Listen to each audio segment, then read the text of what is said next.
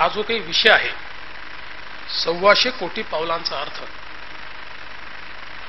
देशामध्ये खूप मोठे परिवर्तन नुकतंच घडलं आणि हे परिवर्तन घडत असताना देशाने खूप वर्षानंतर एक डिसायसिव्ह मॅन्डेट दिलं.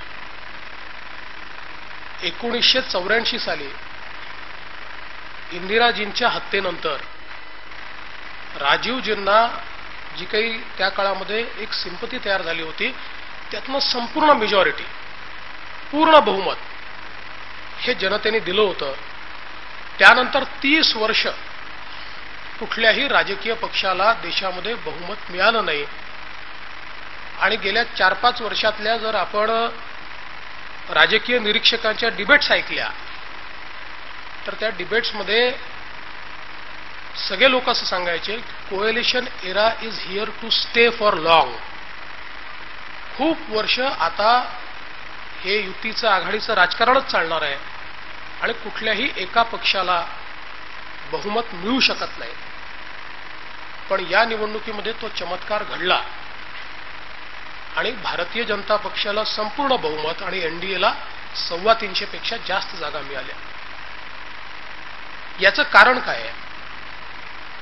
यापूर्वी साधारणपणे ज्या वेळेस निवडणुकांमध्ये विरोधी पक्ष निवडून यायचा किंवा त्याच्यानंतर दुसरा पक्ष निवडून यायचा, त्या निवडून येण्यामध्ये निगेटिव्ह वोट याचा देखील एक खूप मोठा वाटा असायचा. एक सरकार विरोधी भावना आहे आणि त्या भावनेतनं सत्ता परिवर्तन होत आहे. पण या निवडणुकीचं महत्वाचं जर काही फरक या निवडणुकीने बघितला तर तो हा बघितला की लोकांनी एका नेतृत्वावर विश्वास टाकला आणि एक पॉझिटिव्ह वोट दिला की देशामध्ये हा व्यक्ती आणि याचं नेतृत्व परिवर्तन घडवू शकतं. हा विश्वास नरेंद्र मोदींनी जनतेमध्ये तयार केला आणि त्याचा परिणाम हा झाला की खूप मोठ्या प्रमाणात हे बहुमत या ठिकाणी मिळालं.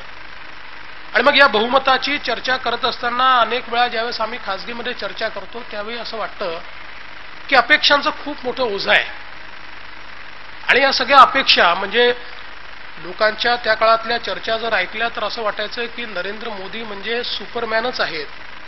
जणू काही आता सगळ्या समस्यांचा आता ही अपेक्षा लोकांची ते वातावरण नरेंद्र भाईंनी तयार केलं की प्रत्येक गोष्टीत म्हणजे अगदी मग ग्रामपंचायतीपासनं तर अगदी सगळ्या गोष्टींमधलं परिवर्तन, सरपंचाचं काम देखील नरेंद्रभाई मोदीच करतील, अशा प्रकारचं एक वातावरण, भावना जनतेच्या मनामध्ये तयार झाली. पण या अपेक्षांचं जे ओझं आहे हे ओझं आपण पूर्ण करू शकू का? हे परिवर्तन होऊ शकेल का? आणि त्यातच मग नरेंद्र मोदींनी हा मंत्र दिला की आपण सगळ्यांनी मिळून जर एकत्र समोर चालण्याचा प्रयत्न केला, 125 कोटी पावलं जर पुढे पडली तर देशामध्ये परिवर्तन होऊ शकतं, देश बदलू शकतो. आणि याचा अर्थ असा होता की देश जर बदलायचा असेल तर एक नेता, एक व्यक्ती, एक रेजिम, एक सरकार तो बदलू शकत नाही. देश जर बदलायचा असेल तर ही आपली सामूहिक जबाबदारी आहे. या सामूहिक जबाबदारीतून नॅशनल कॅरेक्टर, नॅशनल मोराल या सगळ्या गोष्टी ज्यावेळेस एकत्रितपणे आपण पुढे नेण्याचा प्रयत्न करू त्याच वेळेस देश बदलेल.